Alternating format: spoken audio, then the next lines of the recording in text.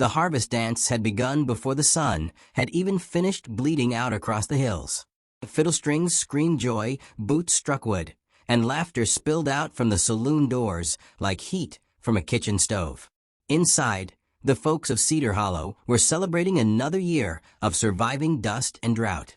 But outside, under the flickering porch lanterns, Eli Cartwright stood with his hat pulled low and his heart pulled lower. He had the look of a man who'd been hollowed out and hadn't yet figured what to fill himself with. Through the saloon window, he saw her, Maybelle, his old love, laughing in another man's arms. The banker's suit gleamed even in the lamplight. He had the kind of hands that had never known rope or dirt, and yet she'd chosen him. Eli turned his face away before she could spot him. Across the street, the boarding house windows glowed warm against the chill. Lydia Harlow, the cook, watched him from behind the lace curtain. Her hands were still dusted with flour, her apron creased from a long day. She knew the look of quiet heartbreak. She wore it herself most days.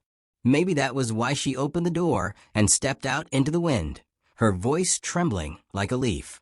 "Can you pretend to be my boyfriend for one night?" she asked. Her words shocked even her. He turned, eyes narrowing in the half-light. She swallowed hard. "My ex-fiancé and his wife are in there," she said, glancing toward the saloon. "I just don't want to sit alone and hear them laugh." Eli's jaw shifted, but he didn't speak right away. Then, softly, he said, "Reckon I can do that."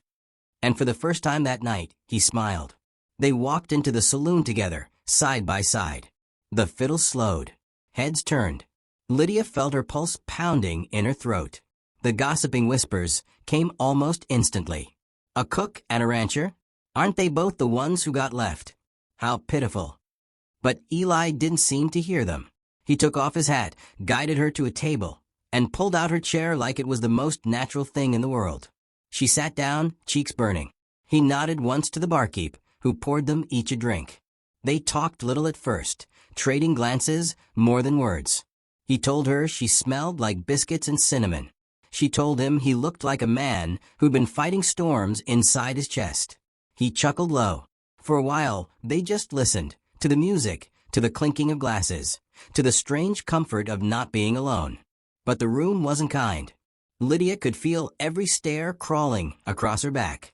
Somewhere behind her, she heard a familiar cruel laugh. Her ex-fiancé, Amos, whispering something to his wife that made her titter. Her fingers tightened on the glass. Then she felt Eli's rough hand slide over hers, steady and sure. "Don't listen," he murmured. "They ain't worth the salt in your tears." When he looked at her like that, gentle, unafraid, something uncurled inside her that had been locked away for years. He told her about Maybelle, about the ring that had once belonged to his mother and now sat on another woman's finger. Lydia listened quietly, then told him about Amos, how he'd promised her a home, and then ran off with her best friend instead. They didn't need to say it aloud, but both of them understood what it meant to be left behind. The fiddler changed tune, something slower, softer. "Would you dance?" Eli asked. "I don't dance," Lydia said. "Neither do I," he answered, standing and holding out his hand. She hesitated, then took it. His hand was rough, warm, real. They swayed awkwardly at first, her head barely reaching his chest, the scent of rain and whiskey between them. But soon, the rhythm found them. The world blurred around their slow steps. Her cheek brushed his coat, and he closed his eyes just for a moment. To anyone watching, they looked like two souls who'd been together for years instead of minutes. When the song ended, she didn't want to let go. But life and Cedar Hollow had a way of reminding folks where they stood. Maybelle stepped forward, perfume thick as honey, her smile sharp. "Well, Eli Cartwright," she drawled, "you sure found yourself a consolation prize." Her eyes swept over Lydia like a brand. Lydia tried to pull away, but Eli didn't let her. His voice was calm, but it carried through the whole room. "You can take your banker and your gossip, Maybelle," he said. "This woman's got more heart in her apron pocket than you ever had in your whole body." The silence that followed felt heavy enough to crack the floor. Maybelle's face twisted, and she left with a hiss like a snake's. Lydia's breath shook. "You didn't have to." "I wanted to," he said simply. Someone ought to tell the truth once in a while. She couldn't hold his gaze. The weight of it was too much. She fled outside into the storm that had been gathering, wind whipping her hair, skirts flaring. The sky split with lightning. Eli followed her into the dark. Dust swirled around them, the saloon lights fading behind. "I didn't ask you to save me," she shouted over the wind. "I know," he said, "but maybe we both needed to stop pretending we're fine." Thunder rolled. They stood there, inches apart, rain beginning to fall. The storm soaked through his coat, plastered her hair to her cheeks. But neither moved. Something between them shifted, like a fence giving way after years of strain. For a long heartbeat, it felt like the whole world was holding its breath. By the time dawn came, the storm had passed. The streets shimmered with puddles, and the mountains blushed with light. Lydia sat on the boarding house porch, kneading dough, her sleeves rolled, her hair still damp. Eli approached quietly, boots crunching on gravel. In his hand, he carried a single wildflower, small and bent, but bright against the morning gray. He offered it to her. "Maybe I could pretend again sometime," he said softly. She looked up, a small, tired smile curving her lips. "Maybe next time," she whispered, "we don't have to pretend." He sat beside her, and they shared coffee as the town woke around them.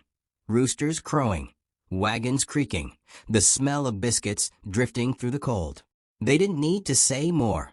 Sometimes peace doesn't come with grand words, just the sound of someone breathing beside you and meaning it. The story doesn't end with a kiss or a promise, just a beginning that feels like both. And maybe that's how real love starts out here in the West.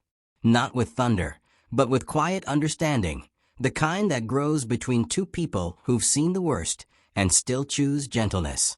Sometimes the heart doesn't break from what it's lost. It breaks open to what's waiting. And sometimes pretending to belong is just the first step to believing you do. So if you're sitting somewhere tonight under your own kind of storm, thinking you've been left behind, remember this. The story isn't over just because it hurts. There's someone out there, same as you, just trying to find a hand that fits. They say love in the West was rare and hard, but maybe it was just hiding in plain sight, waiting for two broken folks to hold each other through one long night. Like, share, and subscribe to Frontier Myths, where every story reminds you that even the loneliest hearts can find grace beneath the wide western sky. Don't forget to comment below. Tell us where you're watching from. Are you out under the stars in the city lights or somewhere quiet between? Hit that bell icon so you never miss another story that might just remind you you're not as alone as you think.